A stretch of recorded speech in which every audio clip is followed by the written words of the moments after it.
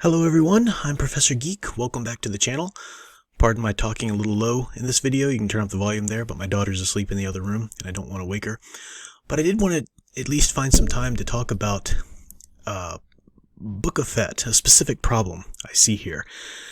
Now, it's no secret to anybody who follows my content or watches my channel that I'm not a fan of the new, as I call them, these little bones that Disney's trying to throw you, just to get you to shut up and get you back on board. And I'm talking about the people who are critics of what Disney's done to Star Wars or Marvel, who aren't fans of this new hard left turn they're taking into agenda, and this is what the sequel trilogy was all about with Disney, and people were rightly upset about it. They just completely lost interest, and Solo's Star Wars story bombed. And that got Disney's attention. And that's what brought about, hey, well, let's just throw them with this Mandalorian bone, and they learned this technique now that they have, which is to toss you a little bone, make it, flavor it up with enough memberberry juice, and then people just get on board. People are happy. People buy into these narratives about a civil war. They're doing the exact same thing now with the MCU. People are acting like the Spider-Man No Way Home. Oh, it's heralding a new, possible. Now there's two factions in Marvel Cinematic Universe, and there's the MCU, and now it's the same tactic. Disney Lucasfilm learned that it worked, so they're going to try it with Marvel as well. So specifically, though, I want to talk about a problem here with Book of Fett. Now, I'm not watching Book of Fett. I have no interest in it. I have no interest in these little bones they throw. But I am following, because it's a phenomena that's relevant to culture right now and relevant to the content and topics I would talk about on my channel. I am reading the synopsises of the episodes, and I'm following the discussion and some of the things that people are talking about. And it's heartening that a lot of people are really critical of Book of Fett. People that were just kind of like, mouth wide open, swallowing everything Mandalorian they possibly could, are actually kind of critical of some things about Book of Fett, rightfully so. Now, we do have the usual contingent of fans of the show, which are just bizarre. They've got this bizarre desperation to silence any dissent. And the connection, or the analogy I'm going to make, is I'm going to link these people to Snyder Bros, who were trying to defend Man of Steel or Batman v Superman. There's a number of different connections there I'll make. The first one is that desperation. Rather than going and just enjoying the content that's currently being made, I mean, you've won. They're making the content you want right now. Rather than enjoying that, they're spending at least half their time fussing about, wringing their hands over, venting, so forth, about people who would dare criticize this material and not get on board. That does speak to, it's a desperation, but it speaks to really an insecurity. I mean, we knew that Snyder's treatment of the DC heroes, that was a hard departure from any iconic traditional treatment. And I think that the Snyder Bros, for the most of them that would engage in this behavior of trying to silence or bully anybody who would dare speak out against it, they knew that on some level, and they knew that if enough people didn't just shut up and swallow it whole, that it possibly could leave the center stage, and it possibly could change. And it did. Snyderverse is dead. Dead. Doesn't matter how many people got tickled about the Snyder cut or whatever. It's dead. It's not coming back. Rightfully so. And I think that insecurity is there with some of the Book of Fett fans. Some of the people who have just decided that Favreau and Filoni are our saviors now. We will take whatever they give us. We will watch whatever they put in a series. And they would get mad that people are critical about it.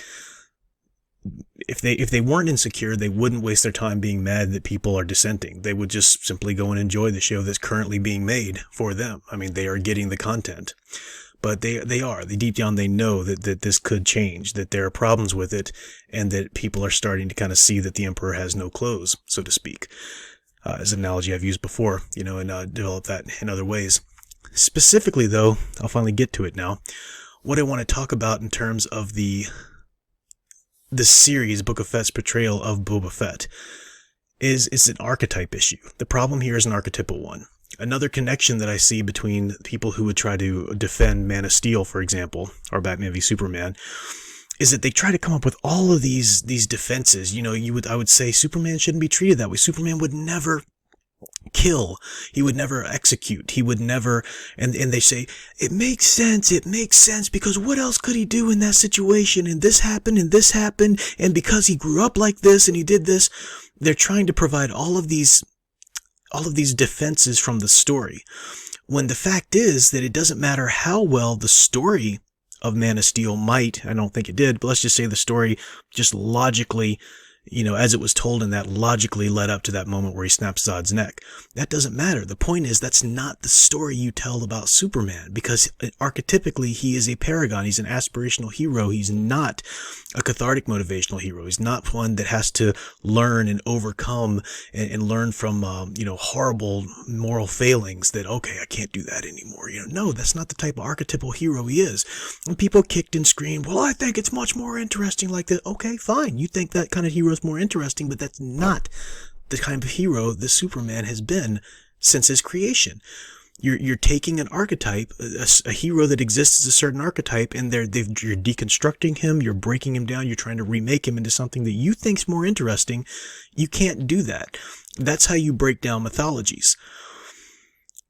I'm seeing the exact same thing done with Boba Fett in this Book of Fett series. As I'm making this video, the latest synopsis I've read was I think it's the episode 3. He's failing to he's like letting this Wookiee go who tortured him and all this stuff. He's he's acting very altruistically. He's breaking archetype, and this is the problem. And it's bizarre that so many people, I've never even been a big Boba Fett fan. He's a cool character and everything, but people latched onto him so hard in Empire Strikes Back because, pardon my French, but there's only one way to say this. He was a badass. Okay, he was a badass. That's almost the archetype of its own. He's not all the way. He's the anti-hero, if you're going to put him in his own show. He's the mercenary. That's a specific archetype, and people like that kind of archetype because it's such a badass, And he was the only one who stood up to Darth Vader, and Darth Vader even kind of respected him a little bit. I mean, that was a big deal. Just that little bit of screen time he got, that was enough to really sell people on that kind of character. And that's not the last we've seen of him. People are trying to say now, again, with the story defense, well, it makes sense. He died and was reborn, and of course he would come back. That kind of thing changes you. Of course it would. No. That's the wrong type of, a death and rebirth and sort of redemption story is the wrong type of story to tell with the Boba Fett archetype. The archetype of the mercenary, you would tell an anti-hero story. It's been done before. The EU did it wonderfully. You read Tales of the Bounty Hunters. You go and read the Bounty Hunter Wars. We have the story of Boba Fett surviving the Sarlacc pit. We have the story of Boba Fett continuing to be a badass bounty hunter and just continuing in his archetype. Now, he's developed and deepened in certain ways because suddenly he's kind of the main character of certain stories, whereas, in Empire Strikes Back, he was a side character. So, of course, you have to deepen them in some ways, but you do not have to break the archetype. You do not have to try to make them into this sort of hero seeking redemption, or now we're, looking to try and be more altruistic and whatnot. That's not the archetype. You remain true to the archetype, or you just completely deconstruct the character and create a brand new one. And why would you have to do that? Star Wars is a huge universe. If you want to tell a story about a character who has a horrible past, but, goes through sort of a life and death and rebirth kind of scenario and remakes himself, okay. I mean, it's not sort of what the original Mandalorian was, but you can do that. Why take Boba Fett? Well, because it's name recognition. Because the name Boba Fett, that character comes soaked in all the member berry juices that people like, and then they just, will automatically get on board and try to defend in every way every decision that the show makes. That's not good writing. It's not good respect of the archetypes. And this is a problem I see in writing and television movies today. I mean, despite the story, kind of bowing down to the agenda, we also just see a complete and total misunderstanding of archetypes. And this is my own specialty. That's my own academic specialty. It's something that I kind of built the channel on, was looking at archetypes. So I think I have done an anti-hero ish video talking about the Punisher one time. It's not my favorite archetype. It's not an archetype I spend a lot of time on, but I probably should now, since the Boba Fett series is kind of big. I probably should do a kind of an exploration of what the anti-hero is, what the mercenary specifically type character is, and how to develop a story like that when he's your main character. Again, it's just like Superman. When you think, okay, well, this paragon, this aspirational hero who's just elementally good, from the start. Well, that's a two-dimensional character. We can't really write a story about that. We want to make it interesting and realistic, and then they muddy him up and start breaking him down, and none of that's necessary. If you knew how to write, if you truly understood archetypes, then you could write a wonderful. It's been written so many times in the comics. We've had amazing stories about Superman that honors his archetype, does not deconstruct him, but tells a good, human, wonderful story with even depth of character and everything like that. You can do the same thing with these mercenary types. You can absolutely do that with an anti-hero. The Punisher series did it, on Netflix, with the Punisher. You could have done that with Boba Fett, but it's a sign of weak writing to say, well, that's just not, we got to make him, more, layers and more, shades and ambiguity to his morals and stuff like that. No, you don't. No, you don't.